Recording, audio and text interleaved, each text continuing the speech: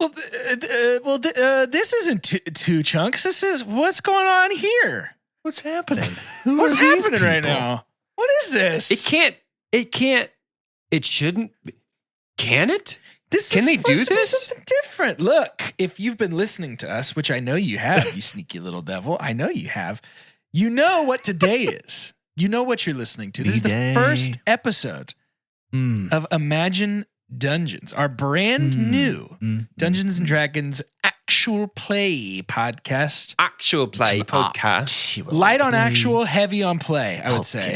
Actual play. It's the real deal. I mean, it's heavy play. on actual. Now, half of what I say is AI generated, but it's still an That's actual. true. I put in the work for that. I was just more saying it's some real silly goose stuff. It's silly goose stuff, and Carter did program Carterbot to play Carterbot's his here. absence. That's a spoiler. Because we all know how Sorry. techy I can be. I think the best thing to know is like there's another episode waiting for you. And Wow. it's over in the Imagine Dungeons feed. Let me tell you something about how this show is produced. Really, Doge would be the best to tell you because he does a lot of that work. He has scored music for this. Listen, it's like, so what itch do you need scratched? Imagine Dungeons has it for you. You just finished House of the Dragon. You're not going to get that again for who knows how long. Oh, well, here's something all the way till Christmas for you if you want to get back into the fantasy land. And then have also a good beyond time. that, it doesn't end there, Carter. And then even further beyond that, we've got more guarantees than George R.R. Martin. Maybe you just got done with Top Chef and you're like, God, where's my competitive food energy? It's here. It's here in Imagine Dungeons. In episode 1. Get ready for it. You're like, What do you want, man? Action? It's there. Action? Sex? It's there. Sex Explosions? It's there. What more do you 100%. want? I mean, I don't know what to tell you. It's all waiting for you. And episode 1 is here right when we're done talking. But that's the only one you get here. We're not giving you more than just one. You got to go over to the Imagine Dungeons feed to get the rest. You only get the one freebie. First one's free.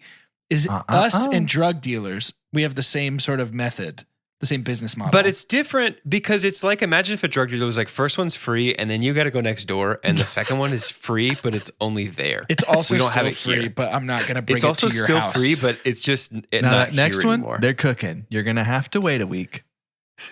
But if It's you stick more around like- over here at the second house that you came to, if you stick around at They this will give second it- house, They'll you'll keep get it. giving you free drugs. It's like if the drug It dealer just- pulls you have up to wait. in his Yeah. Nissan Sentra and is like, here's the first one, and a different guy's going to come and give you the second one, but it's just him in a Camry. Like the next time he comes up, he's like, that other guy was crazy. Anyway, here you go. Here's the other he one. has a different theme song and some extra friends in his car. Better friends, improvements. Better friends. Certainly He improvements. becomes the extra friend. Yeah, we're a bonus to our own podcast, but take a listen. In episode 1, the first taste is free. Starts right now. A low, tortured moan constantly emanates from the cavernous hole in the prison as the souls within lament their fate. Sheer rock walls dripping with fetid water house hundreds of emaciated prisoners in barred cells dug from stone. The only way in or out is a rickety wooden lift. The plucking of a lute echoes through the pit as a variety of creatures and humanoid races listen intently to the tune, a song that dares to inspire hope. Well, give me some fresh air. I want to plop these green feet in a brook somewhere. I want to soak it in. I want to feel the wind blowing through my knuckle hair. Oh, give me some fresh air. Well, loose me from these binds. I want to get some peace of mind. Well, let's bury some guards out in the yard. I know a place that they won't find. Well, loose me from these binds. Oh, well, free me from this cell. I want to fly off this barge like a demigorgon out of hell. If we can work in pairs and weaponize these chairs, we'd all fare pretty well. Well, free me from this cell. I know where the guard keeps his keys. Carter, Would you like to describe your character? Danyark Gashkala is a traveler. He goes by Donnie. Danyark Gashkala. So Donnie Gash would be, Oh God. if he got to know you pretty well. But Oh my gosh. Danyark is about 50 years old. He wears mostly black. What he was picking on was a yarding that he had fashioned out of a pretty impressive battle axe. So really any weapon that he holds isn't a weapon anymore. He's tattered. He's pretty scarred. I would imagine he smells like whatever fantasy nicotine smells like. He is he's about 6'4", like 240 pounds. So he's a big dude. I mean, he was just born this way. It's an orc that for a long time had been charged with fighting off demons, and then this is how he fights demons now. It's just doing music. This is not the first prison he's been to on this tour. And he keeps getting in trouble, but I think he kind of likes what that's doing for his storytelling. So he's been leaning into this for a long time. Donnie, as you finish your song, you look around the pit that stretches about 100 yards in diameter, deep into the ground.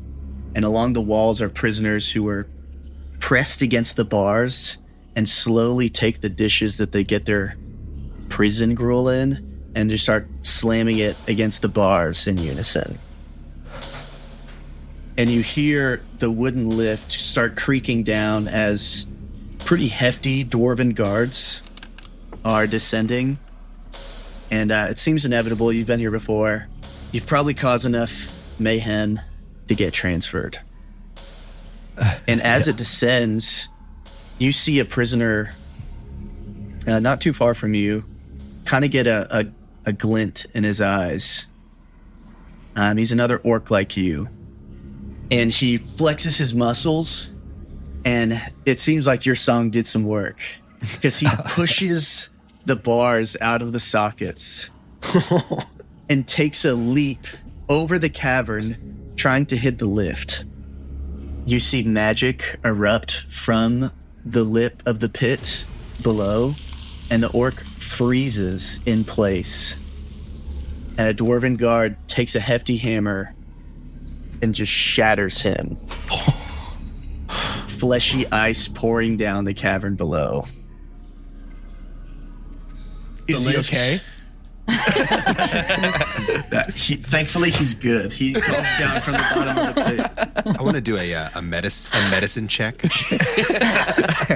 The lift finally gets to your cell, Donnie, as the dwarven guards unlock your cell, and 4 walk in, and one of them looks up at you.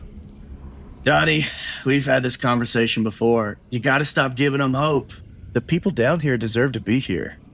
Well, as far as I'm concerned, even if they get out of here, they're still going to be in some kind of prison. So, as long as we're all behind bars, I'm going to keep singing. One of the guards goes, shakes his head. It's like, I hate musicians. And one of them puts his hands out in like a makeshift little boost. And the other one steps up and puts a hood over your head as the other one finishes tying a rope around your hands behind your back. And you're shoved forward, and the lift starts creaking up. And although it's a pretty gnarly scene, you can hear the prisoners tapping their little food bowls on their bars. Eventually, you hear the sounds of a market, and you can tell that they're marching you probably to the docks. As you kind of get awareness that you're being marched through these docks, would you like to say anything? Knowing, like, you can hear the chattering of crowds as like a prisoner is marched through. Like, say anything to the people just that I can hear? Like, do you think they'd hear me? Yeah, they could hear. I mean, you've been in this market before. You know, you traveled before on the way to this prison. Gotcha. You know, you could you probably smell like pork on a stick that you would have had on the way down. You can smell like all the different smells that come with a place where a lot of travelers pass through. Yeah. You know that it really is like a pretty vast marketplace full of a variety of different travelers. So you're fully aware that if you shouted something or stopped to make a scene or something like that, they would fully notice. Okay. Donnie is going to yell, and he's just going to be like, "That's right, everybody. You can tell you've seen me with this garb around my face before. Donnie's tour is moving on. Can't tell you exactly where we're headed, but I think it's going to be somewhere over that drink. So, if you're looking for me, just follow the rhythms, and maybe save me a couple of those kebabs if I get back." We love you, Donnie. The guards shake their head and just shove you along. You can feel yourself stepping up some stairs, and you can feel the mist coming off of the breeze of the sea hitting you in your kind of raggedy clothes. And you feel the waves moving a ship. Eventually, they take your hood off, and you're shoved into a cell.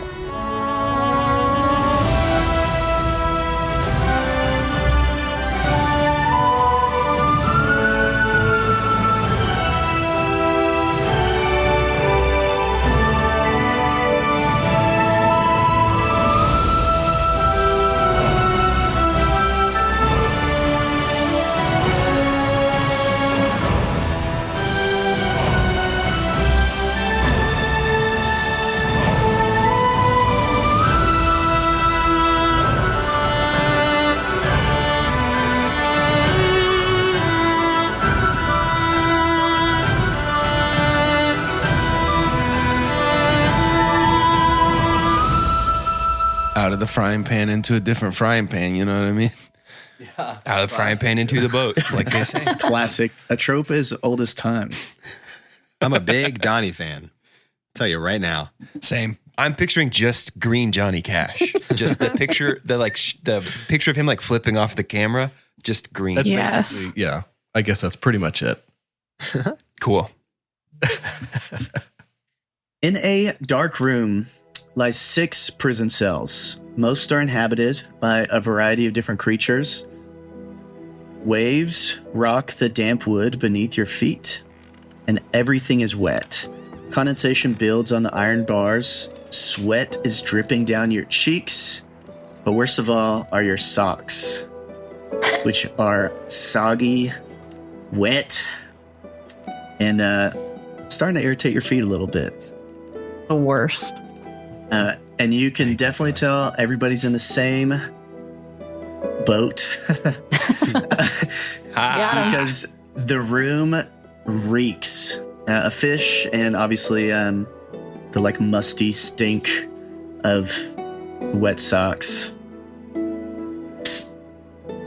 You guys hear somebody calling you from across the cell.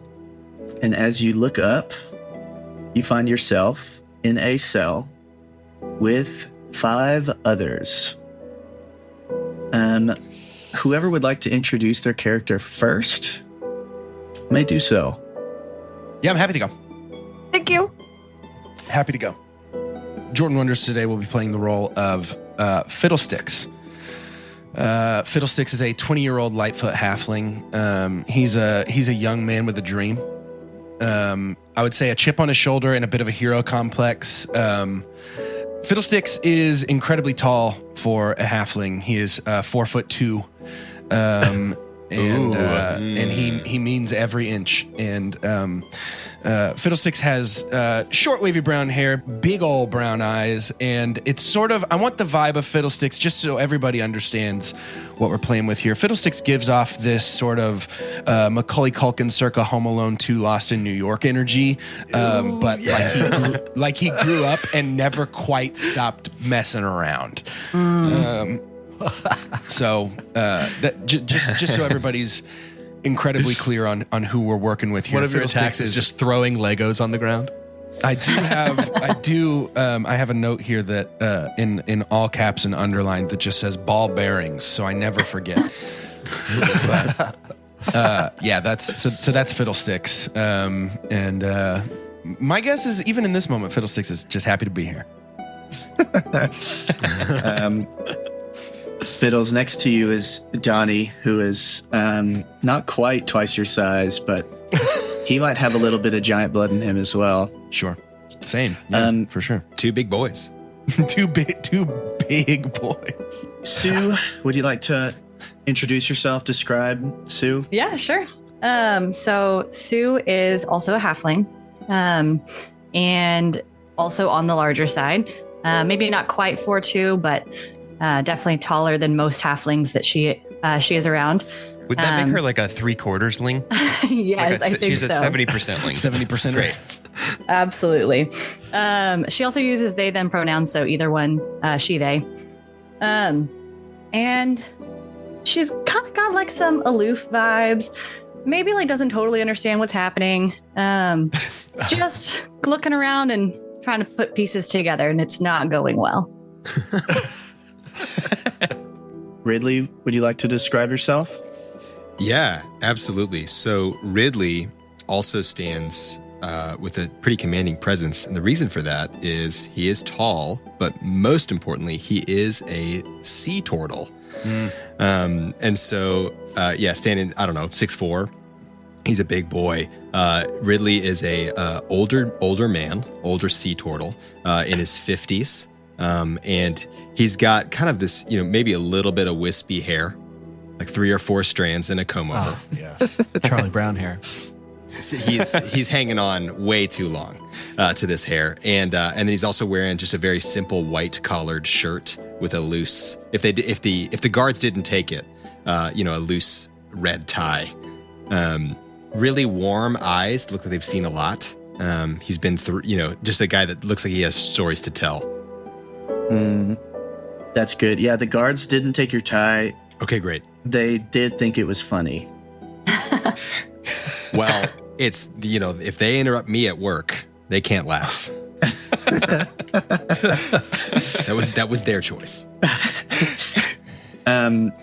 Glint, take us home with your description. Yeah. Glint is a 21-year-old half elf. He's 5 feet 8 inches tall, so I'm kind of holding down the fort for regular height boy.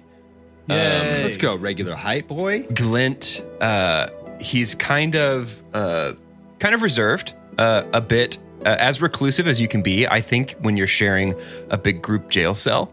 But he definitely hasn't talked to any of you yet. He's pretty overwhelmed by everything that's happening right now, and he is currently sitting kind of by himself, trying to figure out what is happening and how do I get out of this. I should say, I think that Ridley probably looks a little bit more comfortable in this situation. This maybe is not his first time below deck against his will.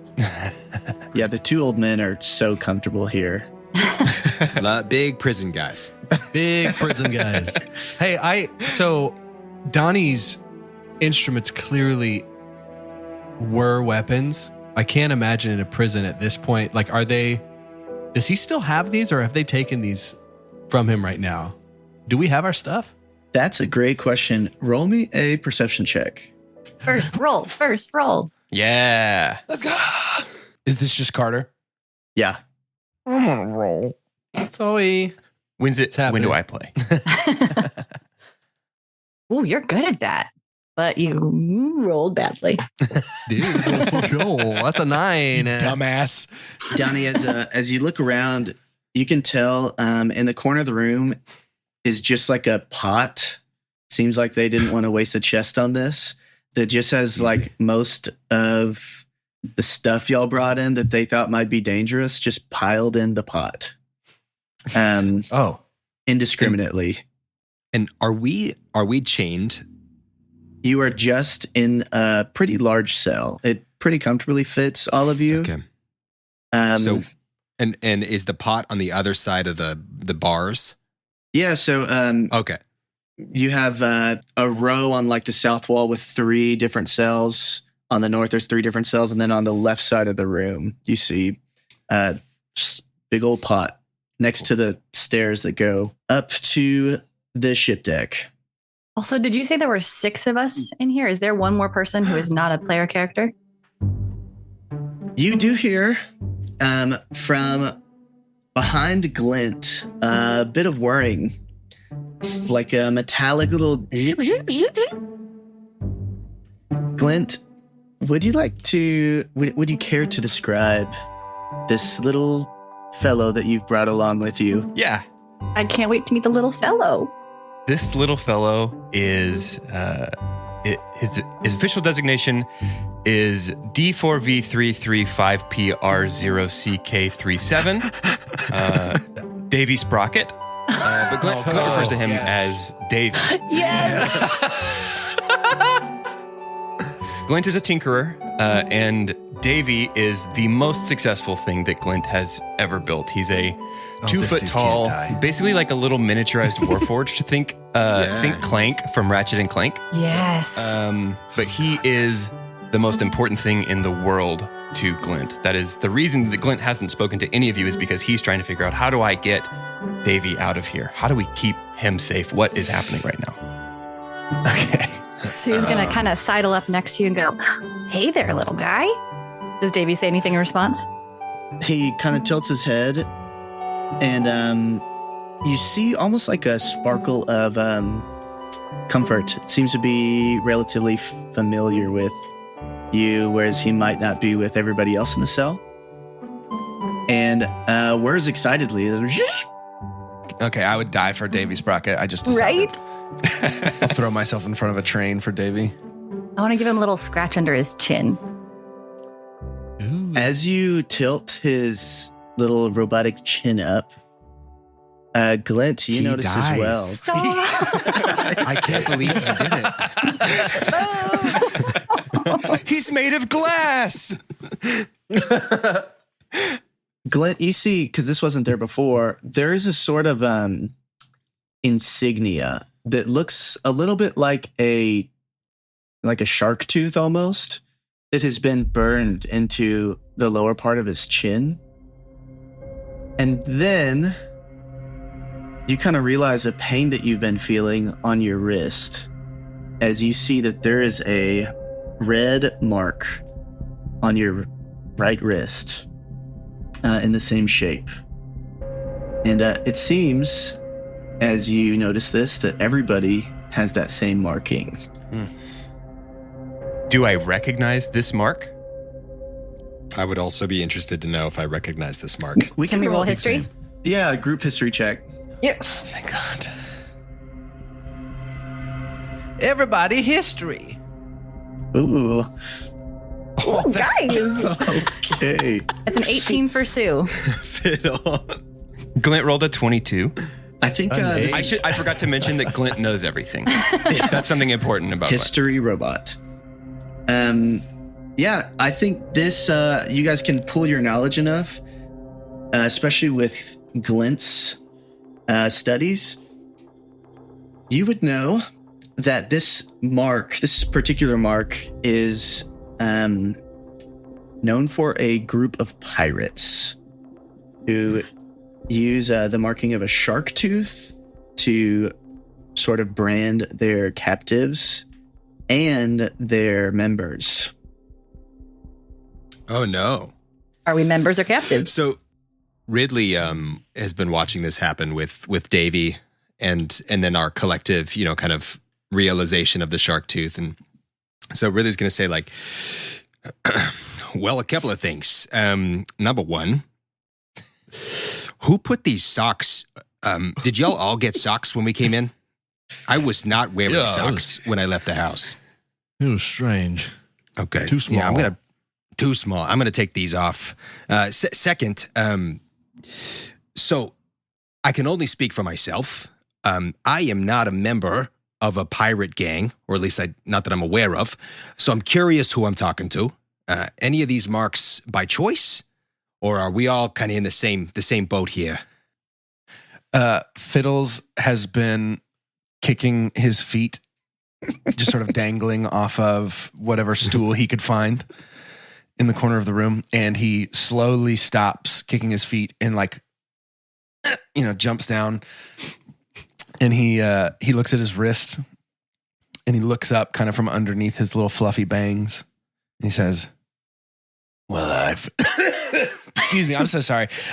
For me personally, I'm not nervous about this at all. And if it seems like I am, I think it's important that everybody here knows that this feels normal to me.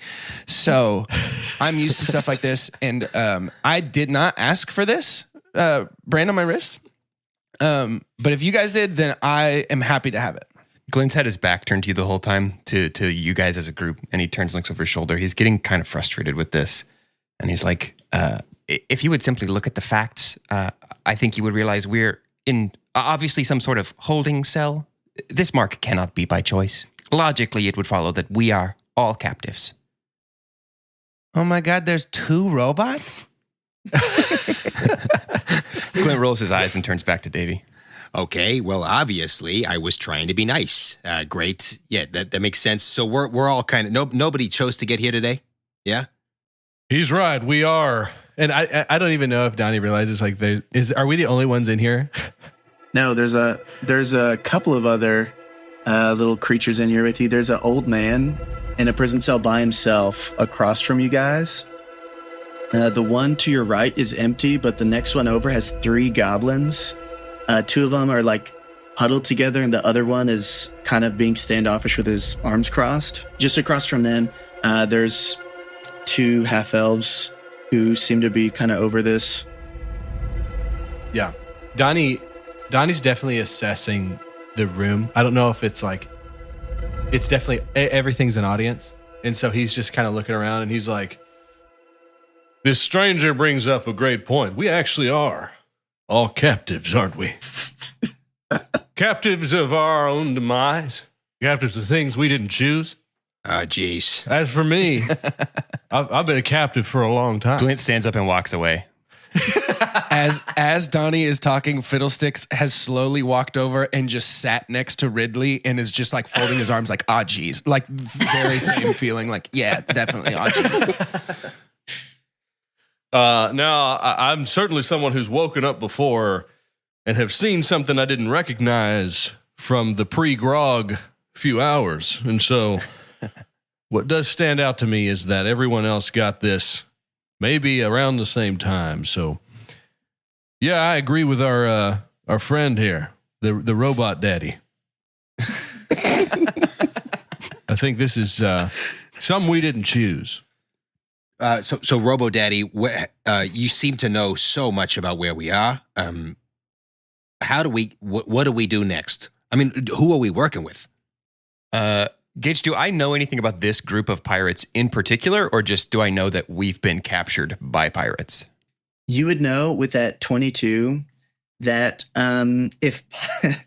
if pirates were to ever go corporate, this is those type of pirates. They're known as the Blood Drunks, and they basically train up pirates. And if they survive, they get their own. They become captains eventually, and they get their own ships when they steal it.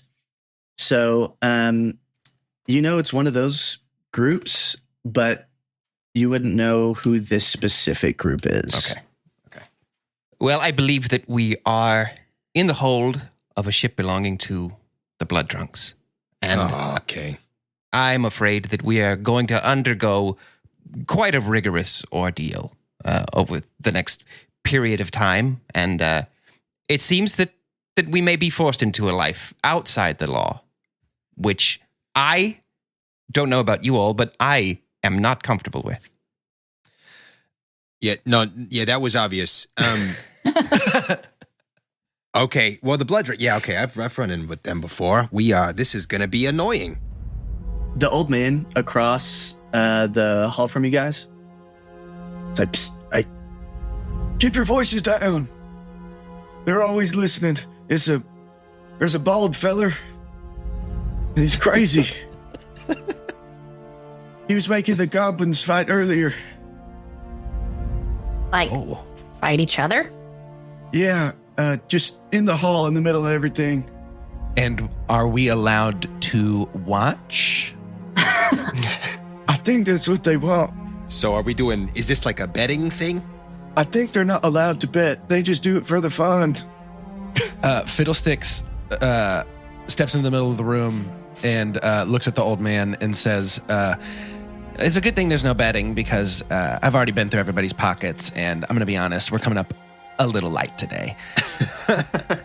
Can I roll like contested perception to see if he like actually was able to get into my pockets? Yeah, it's great. Yeah.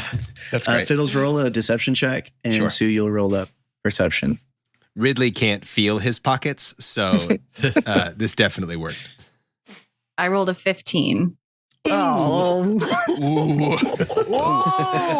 Ooh. Natch. Ooh. That's a 25 for Jordan. Was that That's a crit? nat 20. Yeah. First crit. You know. Everyone is fully convinced that something is almost supernatural about Fiddles. Whoa. Where did my things go? Glint does not have pockets in his pants, but he also fully believes that Fiddles went through his pockets. Fiddles actually stole Glint's pockets. I just checked your crevices is all I did. I swear these jodhpurs had pockets when I was put onto this pirate ship. I mean, Sue's wearing like an apron, so like it is on like front pockets. They are empty somehow. Can I go talk to the half-elves? You can shout across the cell at them. Hello, half-elves. You are like me. We're all half-elves. What's up, guys?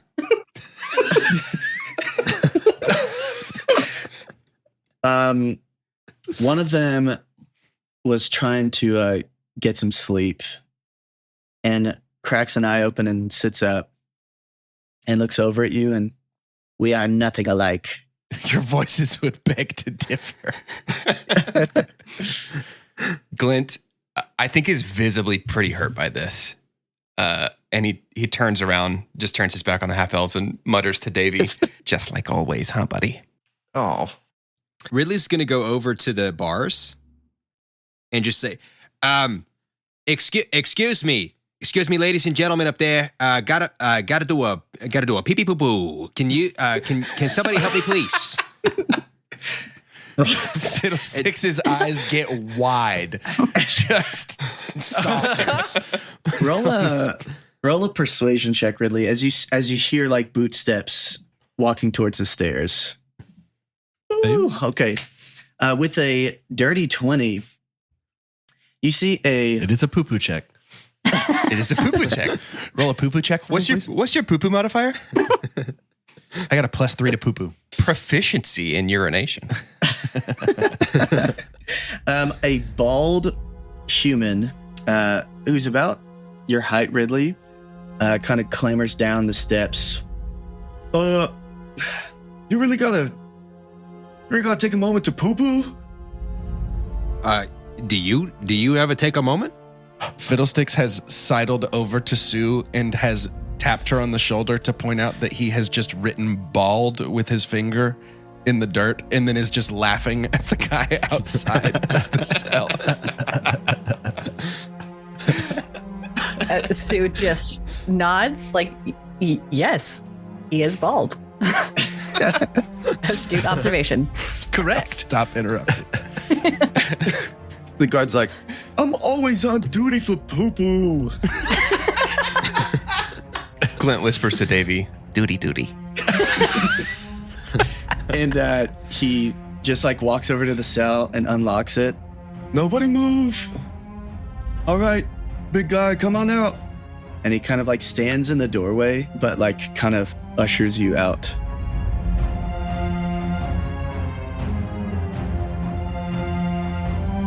Okay, I wasn't expecting this. I'm just going to be very honest. Have to pop off. I didn't think I was going to be let out. So what I'm trying to do is figure out, like, I want to know more of, like, why are we prisoners? Where are we going? And if I'm about to start a coup, like, let's go. But Maybe you'll find out on the way to the bathroom. yeah, I think I'm just going to go along with it and follow him down. But I would love to just, like, get a lay of the land. What am I seeing? What do I need to know about, on the walk to the bathroom? Yeah, so he doesn't take you to the deck. He takes you deeper into the ship. And you can see, like, as you guys are walking, towards like the back end of the ship, the little boat that you sold them is like on a ramp. Okay. He's like, okay, well, here you go, and like ushers you to a door. And when you walk in, it's built like an outhouse, but there's a wand kind of like at the edge of the toilet. You would know that, like, if you're rich, you might buy a wand of controlling water to like flush the toilet when you're done. Sick. Very cool. Sick. Little bidet. Can I, Bidet to you. Very nice. okay, so I see the boat on my way in. So something, I guess you keep hinting at it. So Ridley Fontina runs the Fontina Marina, which is a home for gently used secondhand sea vessels. And so I would recognize one of my own. Maybe there's a decal on the Got a VIN bumper or number? something. Yeah. But like, did I just sell this? Like Yeah, you know what? Let's go back to it.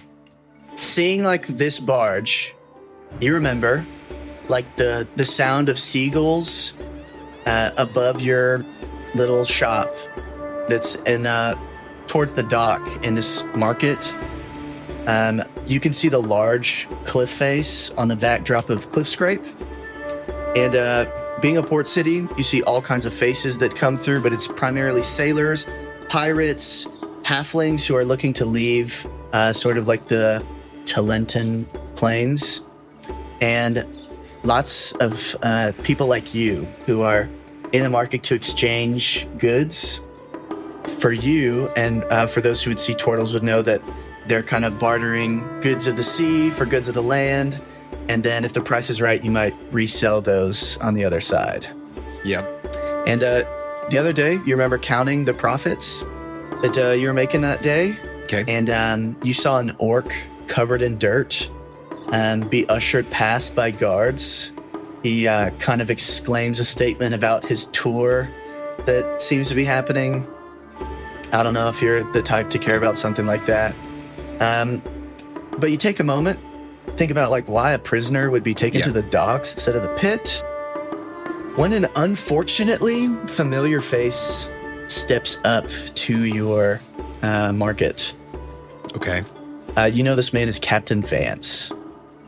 And he wears his pirate hat.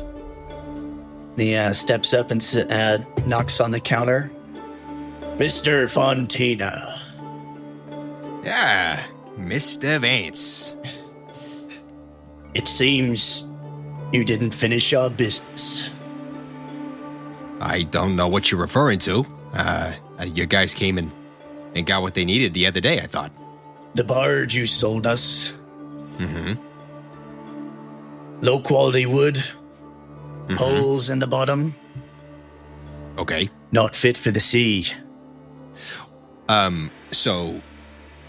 Well, what I would say is I was very honest about what I was selling, and it is on you to ask the questions that you want answers to. I didn't hear no holes.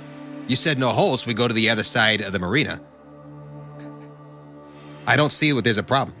He pulls up his sleeve and shows you the tooth brand and says, work in these docks. You should know who you're working with. I would expect someone of your reputation to know better. Ridley goes over to his desk, and like in the same way that there was this covert sleeve pull, he like quietly opens this drawer on his desk to show half a sandwich. He's like, well, you should know that you're interrupting me during my lunchtime. You should know who you're working with. Look, sales are final. You know this. And I'm sorry, look, you got some young guys out there. They need to get some work in. They need to understand how to repair a hull. I know that you're getting shot at out there. So just view this as a learning opportunity. for your new recruits. Honestly, actually, now that I think about it, you're welcome. Here's what's gonna happen. You're gonna come with me to my boat. And you're gonna fix the one that you sold the young'uns. And he gestures to the side of your market, or to the side of the little stall, to follow him. Yeah, so are you... I think we should maybe agree on my day rate up front then? He leans forward and looks you in the eye and goes, I think you might want to come on board and check first. And I need you to roll a charisma save. Okay. No problem. I believe this will cover it. Nat 1. Yeah. You've been Wait. affected. No.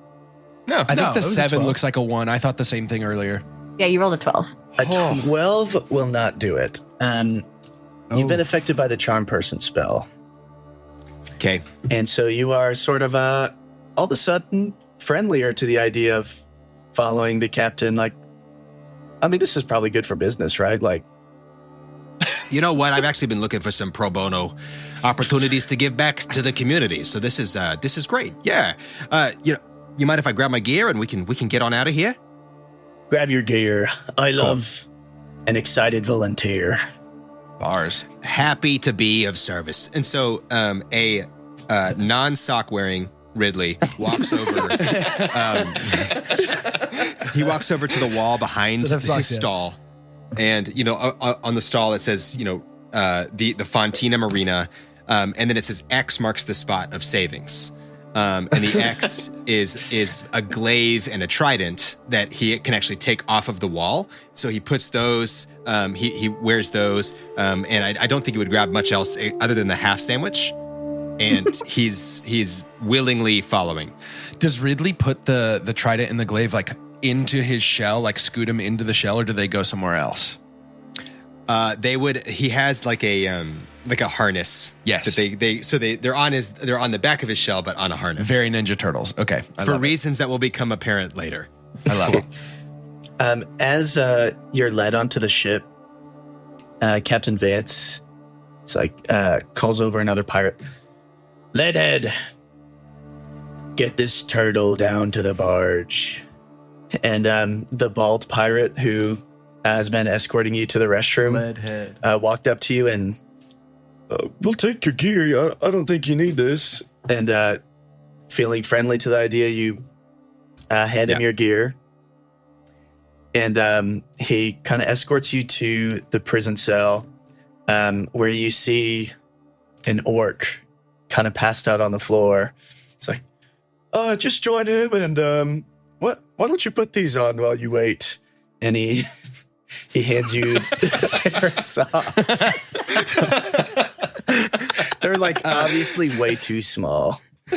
Under the influence of charm person and not wanting to be a bad guest, Ridley will take a seat and slide on this small pair of Hanes. Fantasy Hanes. Ye old Hanes. That's how you arrived here. Cool. Roll a perception check. Nice. Yeah, with a 14.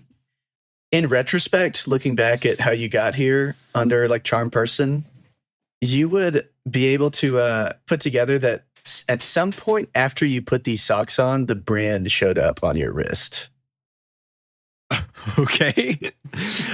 Wait, am I connecting the socks to the brand, or that at some point I blacked out? No, you're connecting the socks to the brand. And even though you've taken the socks off, the brand is still on your wrist. Okay. So Ridley is well, here we are. I've done this to myself. I am kind of remembering the charm person moment. I'm here. It's all coming back to me. And so I'm oh yeah, by the way, hey, it's Leadhead, right? Unfortunately. No. Hey, your name is your moniker. You got to own that. Be proud of Leadhead. Hey, can I get to work on this boat here soon? Yeah, I think Captain Vance is He'll like that. Okay, well, look. All I'm saying is, I got a couple of folks in there with me. It'd be great to have a couple of sets of hands, and then good news for you guys, you wouldn't have to lift a finger. We'll get it all done. I know we were going to use it as a training moment for the youngins, but why don't I just do this? Give me the other prisoners, and we'll get this knocked out for you. Could you take that to Captain Vance? You see him look kind of like scared at the idea. I actually got my name from saying something to Captain that he didn't like. And he hit me in the head with it's like a paperweight across the room and hit me in the head. So I like where you're going with this. Maybe you bring it up to him and I will be there also.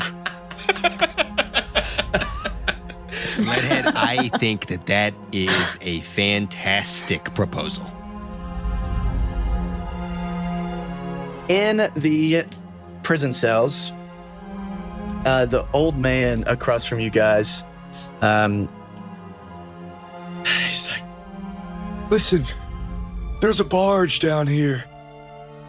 I think I could work the lever to drop the ramp and we can escape from the barge into one of the rivers, and the ship is too big to follow us through it. Well, Do any of you know how to drive a ship? Do you think we could have a quick sidebar just of ourselves for just a second?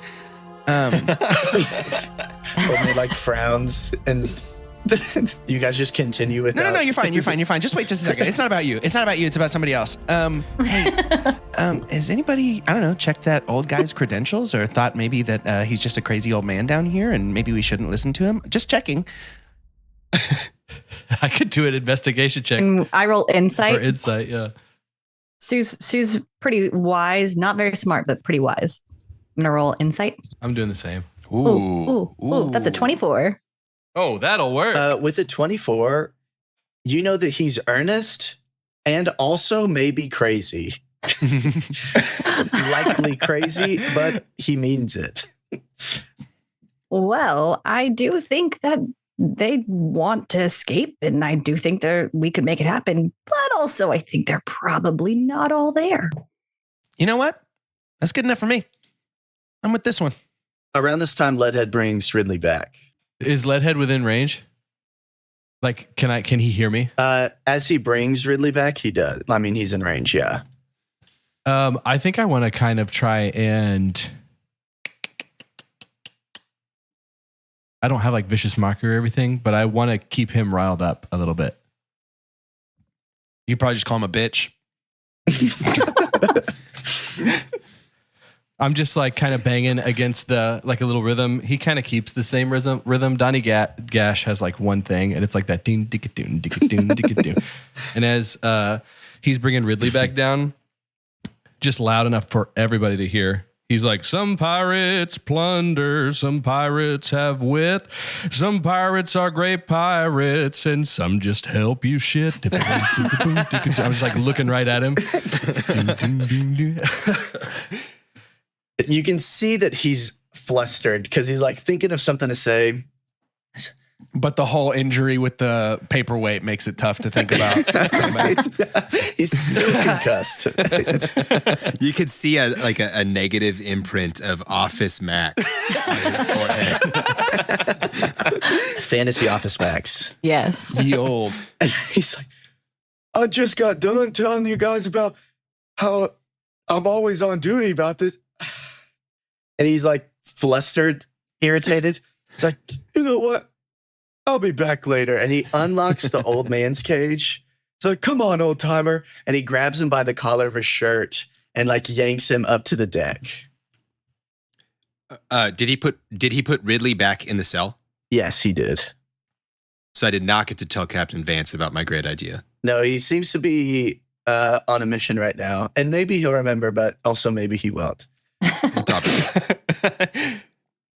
How wide are the bars in the cell? Wide enough for pretty much everybody but Donnie to stick their arms through. Could a young, precocious, but tall and powerful halfling man slip through those bars? No. What if there was lubricant present? It seems like the two biggest issues would be your skull That's tough. and your rump. Hey, Okay. Oh, yeah. Fiddle's caked up. Forgot to mention, Fiddlestick's got that dumper. Fiddlestick's got a world-class dumper. You got to sneak around somehow, and it adds to the balance. Yeah, it keeps my center of gravity low, which I appreciate. What about a tiny little robot? Ooh. Possibly, tiny little robot also got a big head. Mm. No dumper, I noticed. Interesting. He's never pooped. Make a note. It's not a part of his programming. Clint, why didn't you give your robot an ass? I didn't ask that. I'm just kidding. You guys can hear the old man kind of flailing around on the deck up above, like as you hear like on the ceiling, and then him kind of screaming like, "No!" I don't think he's coming back anytime soon. Okay, it's become abundantly clear to me that we need leadership. And in a power vacuum, the only person that can become a leader is the person that steps in to take that place. So I vote that the scary green guy leads us. Thank you so much. I yield my time. Donnie looks around, clearly knows that he's kind of green, but then he looks over at Ridley too. He's like, "Now, I guess, do I ask if you think one of us is more scary or more green?" Yeah, I was equally confused. I think you got it. It seems like you got a way to move people. And so let's, Donnie, why don't you kick us off? I don't know your name, sir. He's famous. Hello, I'm Donnie Cash. And he looks around Donnie Cash and he is like, I am flattered. This does come up at times, but I don't tend to drive the narrative. I just tend to observe it and relay the narrative. I'm not normally one for leading, if that makes sense. I apologize if you thought otherwise. In the cells a couple blocks away from you, the goblins are paying attention and slowly are like, fight, fight, fight, fight. Fiddlesticks has decided to stand behind Ridley Fontina as the fight chant begins. Thank you, sirs. Appreciate it. Thank you for your input. It is not necessary. Okay, I don't know about leadership, but I do know enough to get us off of this here vessel. So, y'all, my name is Ridley Fontina. It is wonderful to be to meet you, even though this was not my plan for how to start this Thursday. If it is still Thursday. Listen, there's a boat. There's a boat back there. And I happen to know that it is in need of some gentle repair. But I think that we can get it to the right spot. And that's our ticket off this here vessel. Heard, Chef. Now that there's a leader. Now, Ridley, real quick. This is the of the marina? Oh, yeah. You wouldn't happen to have a jingle or anything just yet, would you? A jingle? A little something people remember you by outside of your impressive physique. Well, I depends on the day I had. Sometimes the pockets jingle, but no, I don't really have. I don't have a song. Good to know. That's fine. Just what? No, that's fine. Just good to know. Thank you. Yeah, I love this. Let's go. I do think that maybe is a conversation for another time. Who are we working with here? Did you call me chef? Yes, I did. That was an accident. But my name is Sue, and I'm here. I'm looking for something new. If you catch my drift. Well, Sue, when you hear your family, it's great to meet you. Her eyes are gonna just glint just a little bit, like maybe that's gonna make her cry. Who else are we working with? Robo Daddy, is that your formal moniker, or you got something else? My name is Glintwood Thistlewick. I am not the robot's dad, although I did create him. And Davy's like, Fiddlesticks puts his arm around Davy like, it's okay, man. Okay, and you there behind my shelf. If you could actually come around from behind me. Oh, do you mean me? I sure do. Oh, son, yeah. okay. Yeah. No, that's a good call, I think. So my name is Fiddlesticks, and I'm just excited to have some friends, and I'm excited to get out of this room, please. 10-4. Glintleberry Thistlebottoms. Do you have any sort of like anything that we could use to pry open this door? That's a good question. What's the door like? Is it like a door, or is it like a barred like jail cell door? Like a lock? Is it like, how are we stuck in here? Mm-hmm. yeah, so connecting to the bars, which are drilled into the ceiling and the floor, is like a door that looks like it's made of fence links that are closer together than I guess what we would experience here. Okay. The door has like a handle on the other side that has a keyhole in it. Okay. Is the door made of wood? It's made of metal, and it's a little bit Metal. more secure than you would probably expect to see on a prison ship or, in the barge of a pirate ship. Can I roll investigation, or can we group roll investigation to see if there's anything that can help us escape or or maybe survival to find a way out of here? I know there's a pot too. We see that pot of all our stuff. Right. It does have any like tools, weapons, and because of that, any sort of like loose pieces of metal that they grabbed that would be able to pick that lock have been confiscated. Especially something they found in Fiddlestick's inventory, and all of his ball bearings are like at the top of the pile. No. The ball bearings. As you guys discuss this, sort of like soft footsteps descend from the staircase from the deck. And the old man is alone as he walks down, opens his prison cell, and shuts it and sits down. You can see that he has like a big bruise on the side of his head. And he seems to almost be in kind of a daze as he just sits himself back down quietly.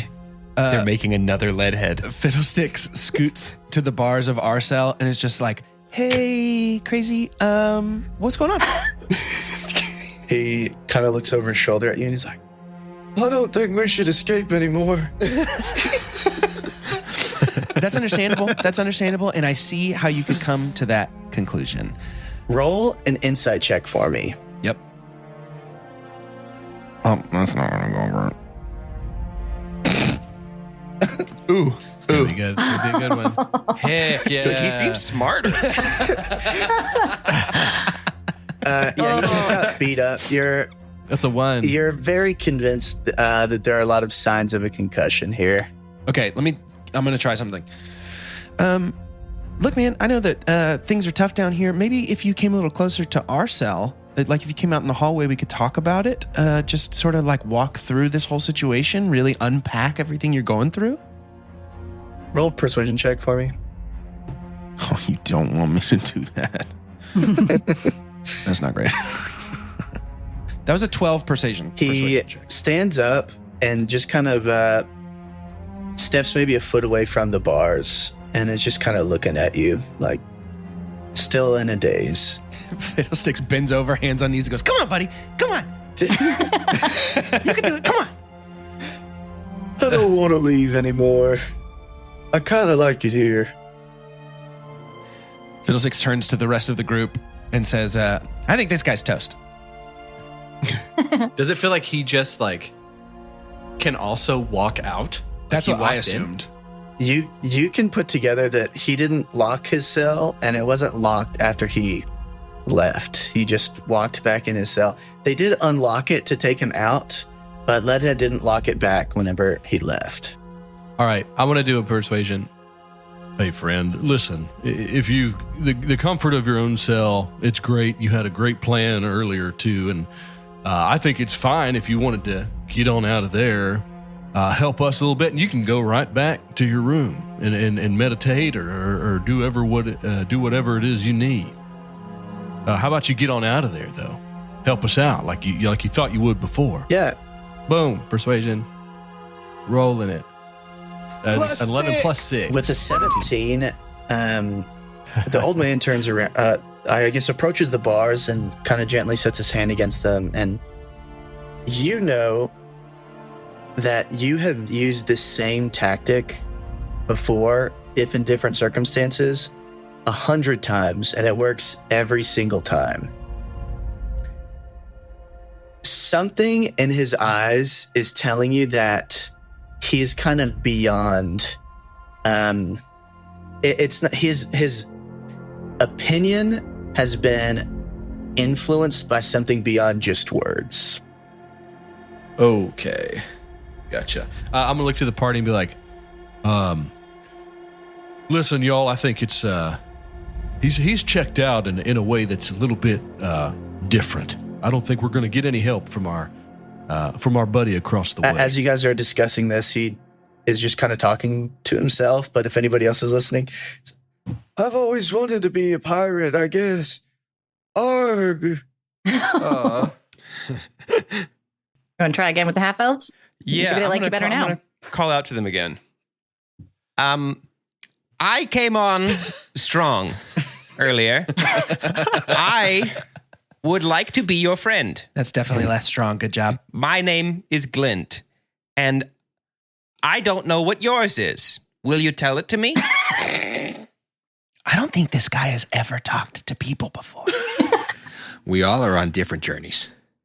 one of the half-elf who spoke to you earlier, the other one is still being standoffish at best, kind of slowly stands up and looks at you, Glint.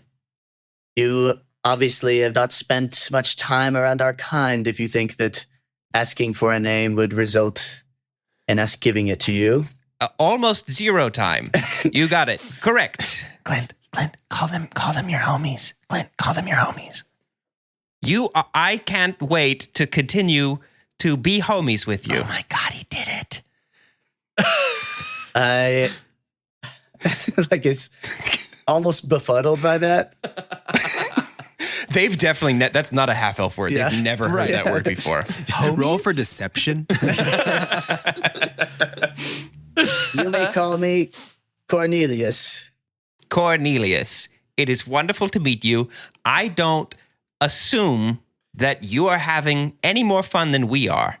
How do you think we could get out of here?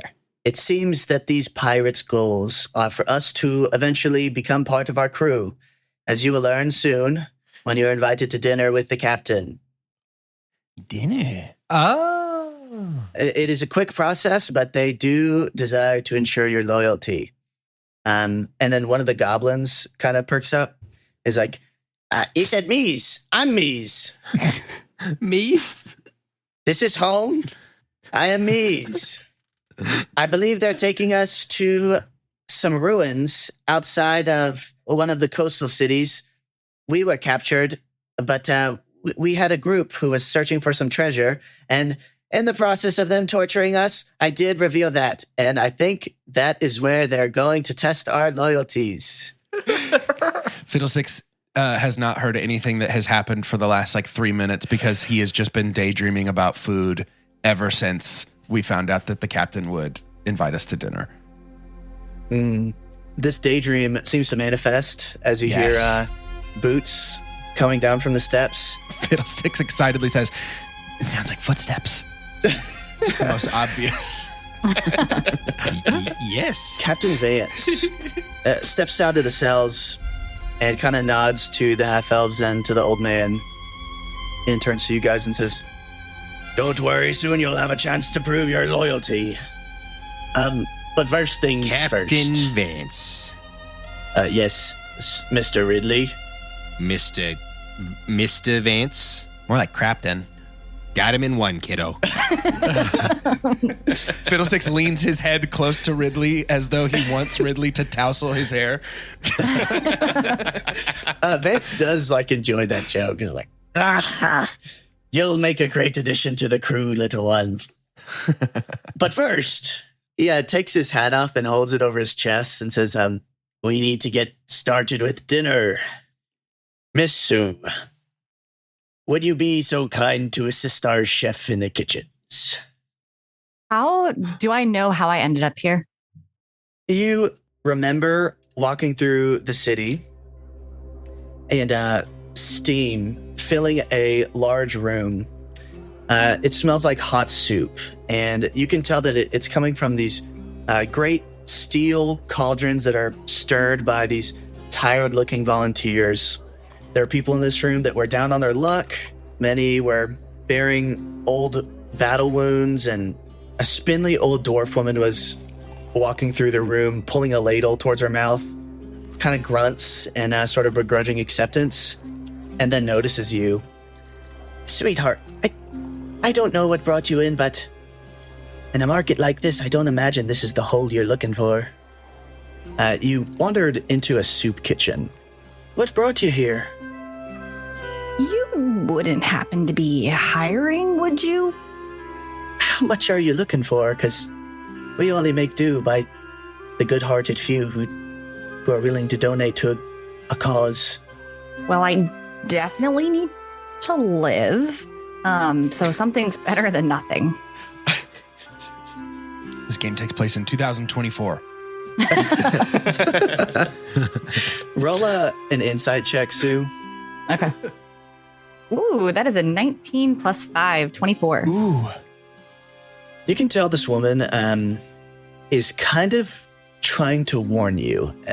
She has a sort of like alarmed look on her face that someone is sort of like bright-eyed has walked into this room looking for work.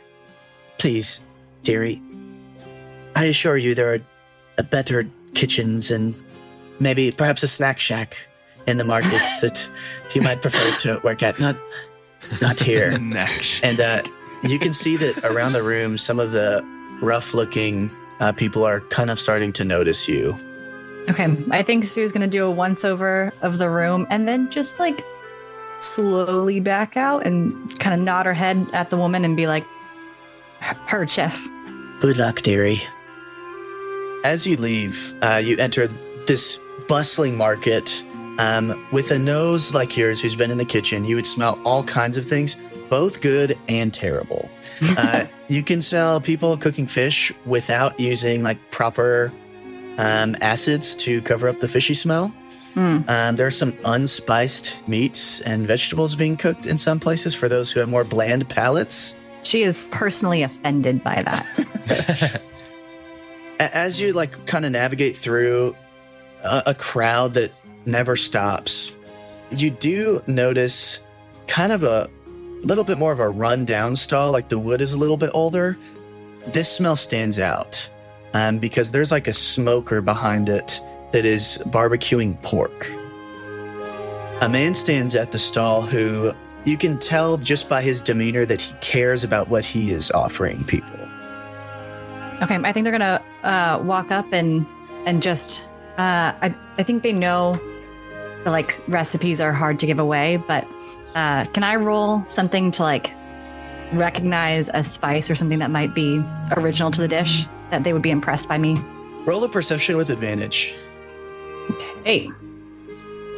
16 with advantage. That was 13 plus 3. Yeah, with that, you can tell that the seasoning that they're cooking with is kind of a mixture of, you know, like your salt and your pepper, which are standard in every dish, but also a sort of spicy dry rub.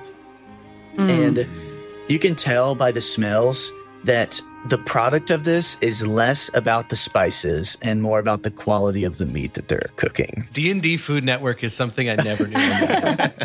I love it so much. I think that they are going to walk up to the chef. I can see them, not just see the food? Yes. Okay, I think I'm going to walk up and just say, "Wow, I am so glad that you did not kill that steak." That's kitchen slang, meaning you didn't overcook it. Oh, someone who recognizes the art. Hello, I appreciate your compliments. It is hard to sort of stand out in a market like this. she's going to stick her hand out and offer it and say, Sue, nice to meet you. And he shakes your hand and says, I'm Chef.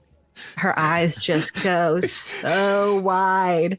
Chef? Your name is Chef? Yes, well, that's what everyone calls me.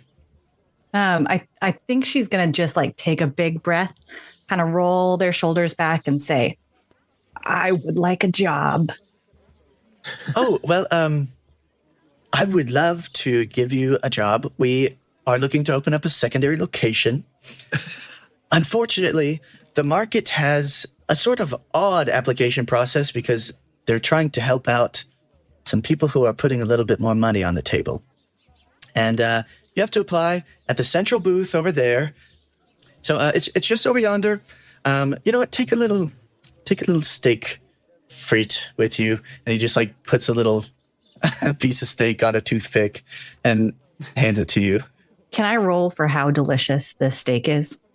Of course, the perception with advantage. All right. What's your yummy modifier? Yes. That is a 19 plus 3, 22. Man. It is almost cooked to perfection.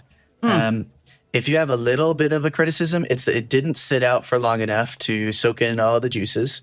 But you understand that makes sense being in a market like this where it's kind of grab and go. Absolutely. Okay. I think I will do like just a little like nod. And then without running as fast as I can walk, Sue is going to head straight to that booth and start filling out the forms. Sure. On your way there, you can hear someone muddled in the crowd behind you, kind of yelling. Not super uncommon, but it is louder than the rest. I'm talking about some kind of tour. And you make it to a central booth where there is a bit of a line of people who seem to be kind of down on their luck. Maybe people who've given up being a sailor or a pirate, or some travelers looking to start life in a new city who are waiting to apply. Okay, I'm going to start filling out the forms. I'm assuming they like need some like resume information. So they're going to fill out where they trained. And that is underneath Fry LaFerry at Fry LaFerry's Home for Culinary Friends. And I think that's probably the extent of their resume because their last job did not end super good. And so they're just going to glaze over that one. Yeah. Fry LaFerry. When you hand your application to the woman who's standing at the booth, she looks, she says, "Oh, Miss LaFerry. She has a great reputation around here. I would like to introduce you to someone." And she kind of walks over a little bit, and soon another woman comes out and is like, "I hear you work with Miss LaFerry." Yes, trained underneath them. Let's skip this whole process. I'm a part of a group of travelers who would really need someone like you to make our dishes a little bit better.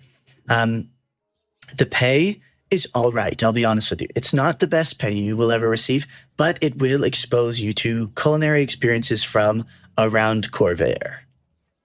They are just in it. No questions. Don't want to roll anything.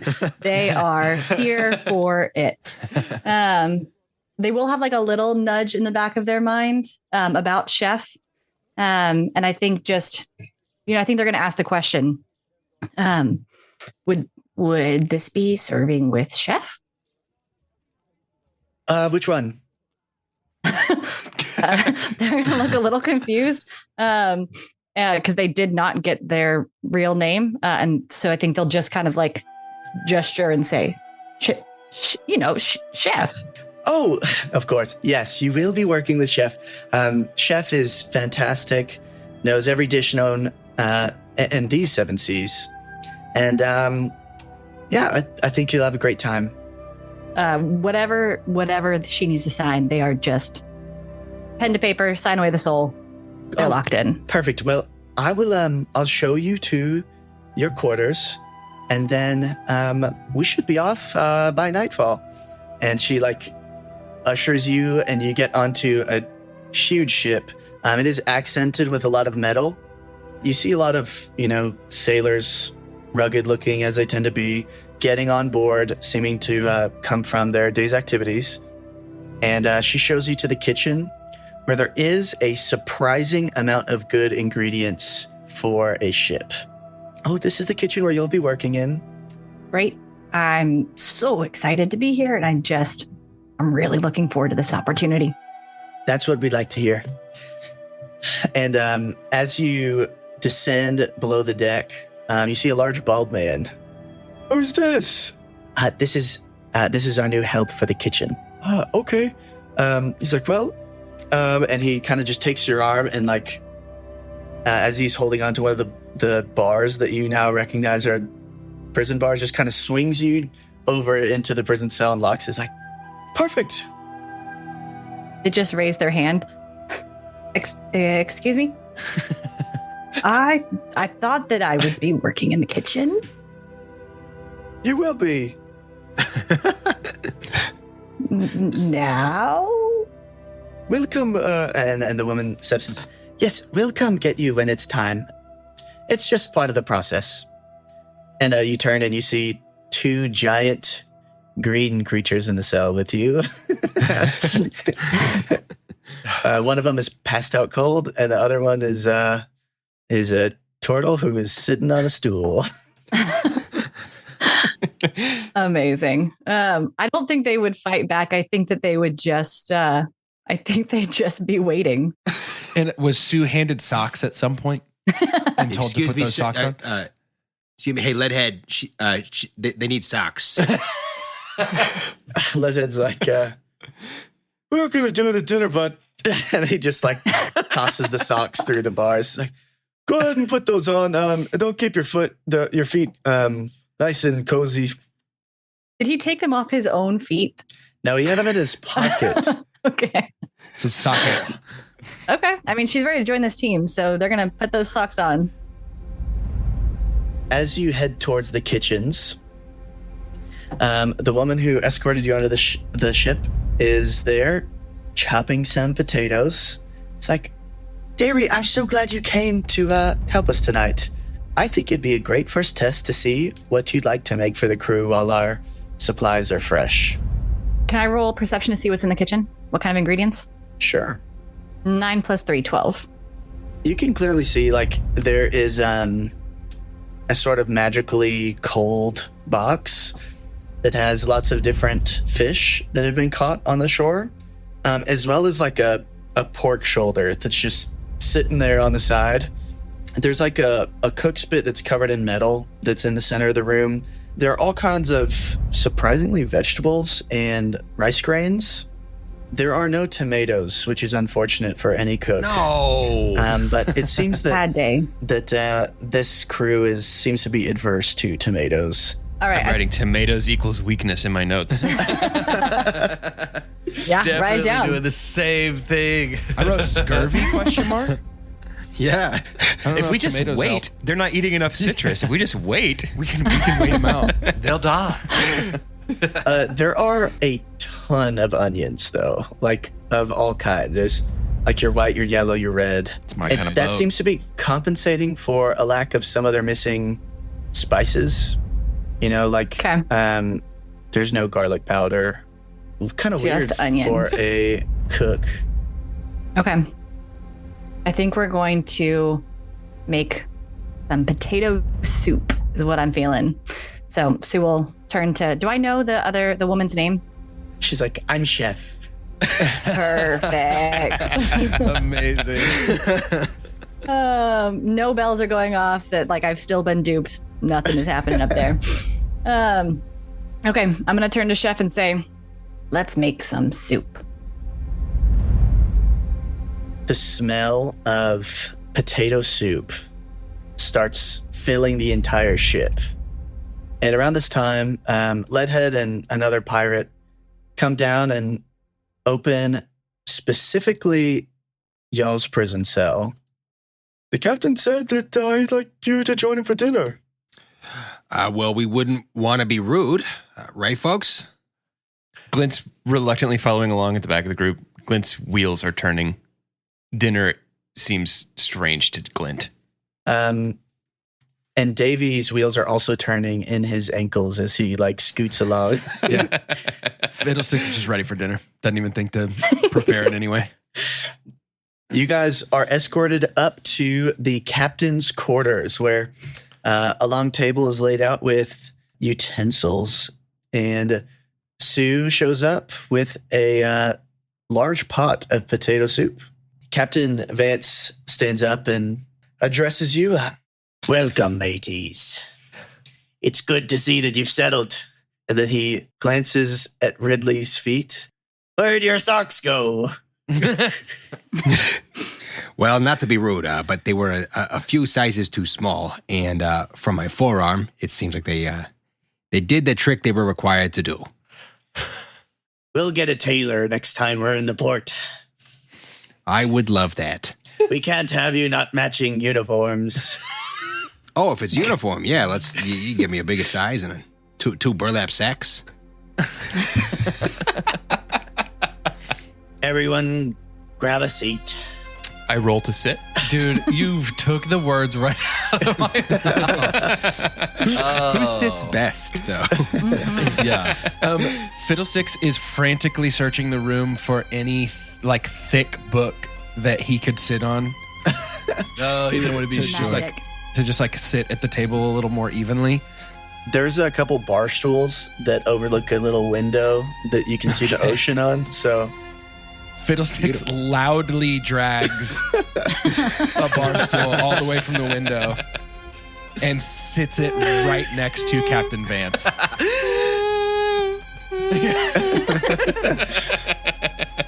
So I'm struggling because Vince, the player, is putting some things together So is Doge the player. that I don't know if I don't think that Ridley has.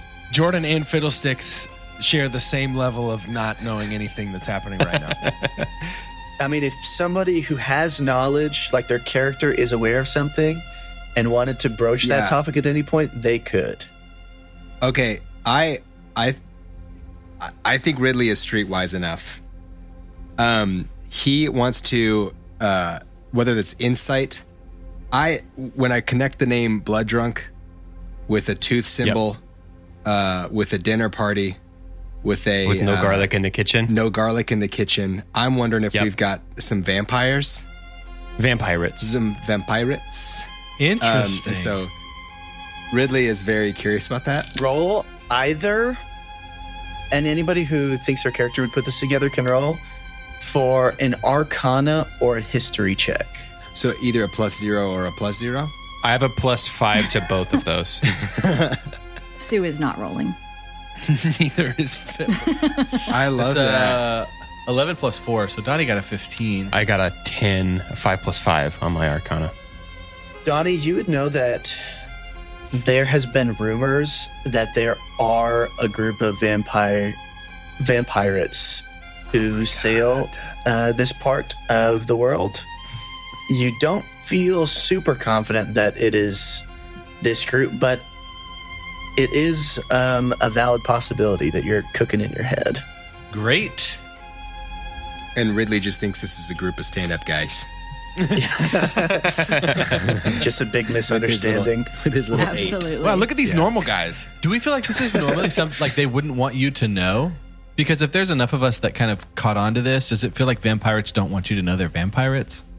I think with the 15 in history, you would know that, like, it's probably not great for their reputation if it got out. But, you know, at the same time, there's a lot of sketchy people who sail. So Sure. it wouldn't be the end of the world. So he's going to like take a big whiff of this potato soup, and he's not obviously having that. That's not part of an act. Like, I'm sure this is an amazing soup. And not really going to dine until he's told to. But who am I sitting by? Am I with the party? I want to talk to the closest pirate, whoever that would be. Who, the only pirate in this room with you is the captain. It's just okay, Captain. Great. Yeah. Without even looking at anybody, I'm looking at the soup, rubbing my hands together. Man, soup, seems like you've done us all quite a service here. I know it's the worst thing to say, but I'm such a fan of spice and stuff like that. I feel like you basically got this down to a T. I mean, for what I can smell, it smells something like a 23 or a 24 kind of soup here. And I just wanted to say, is it fine for me to ask, Sue, you've been back in the kitchen, right? Have you been back there? Absolutely. You're kind of acquainted with it? I'm such a fan of a few spices. Can you see if they've got any paprika? Or perhaps just some good old just pepper, a little more pepper. I like that up in my nose. And then, do they have any garlic powder or any kind of garlic? I love that taste. Is there anything you feel like you could grab for me? Around a mouthful of soup, Fiddlesticks says, "Grab some bread, please." Strangely enough, I didn't see any garlic in the kitchen. Oh, okay. Well, that's fine. Is Chef out here? Can I I'm turn sure to it's Chef great. and raise an eyebrow? You can see Chef like watching everyone try the potato soup from like the kitchen window. Just eyes above. No, we're fresh out of garlic, dear. I mean, that's okay. I figured well-traveled, it might be something you could pick up, but hey, I mean, not every boat's going to have it. That's fine. I'm happy to have this soup without garlic. We have so many onions. No. That's okay for me. I don't need that. Yeah, we're actually good on onions. You can tell Captain Vance is kind of smiling at this exchange. What kind of utensils do we have at our plates? It's all sporks. Ready for it. Since Davey has a plated meal next to me, I'm assuming Davey has a plated meal next to me, but Davey doesn't eat because Davey's a robot. How polite of them. Sue would have absolutely served the robot. Right. I want to reach over and grab Davey's spork and just slowly make a little crucifix out of our sporks and like put it down on the table and see if I can judge any reaction from the pirate captain. Captain Vance is, he like sees what you're doing, and he's like, "It seems that you've got onto our little secret. Good job, everyone." Kindly, as a guest on our ship, I'd prefer if you would refrain from spork shapes. But alas, doesn't really matter, because soon you'll be part of the fold anyways. No, thank you, actually. I am good. Part of the fold, you mean like we're going to be necking at some point, or like you just sign up for it? Did you say naked? No, necking. Sorry, I'm from the pretty far north. Country folk. Necking, like kissing. You know what I'm saying? Like biting a little bit. I don't want to say in mixed company. Maybe that too. I'm not sure. I'm not sure that I, for one, am comfortable becoming quite so. And then he barrels the captain straight in the eyes. Becoming quite so familiar with your practices as a pirate. He's very proud. Glint's very proud of himself. He's like looking around like, do you guys catch that? You get it? Did it. You can hear the sound of all of this going straight over Fiddlestick's head. The whoosh of air as Fiddlesticks catches none of what's happening. I'm picturing Fiddlesticks just chewing with his mouth wide open Fully. the whole time. He's chewing soup. The captain furls his brow and, "You mean you've caught my familiar?" I didn't mean to imply that. I was just saying the words that we all know about folks with the particular dietary proclivities, which again is fine and good, and you should eat whatever or whoever you want. But I was saying the word. I didn't do anything wrong, and I don't want to be hurt. He kind of gets serious for up to this point. He's been kind of jovial about this, and he looks you right in the eyes and says, "Say the word, lad." This is the skin of a killer. This is the skin of a killer, Bella. Say it. You're a vampire. Fiddlestick says, "What?"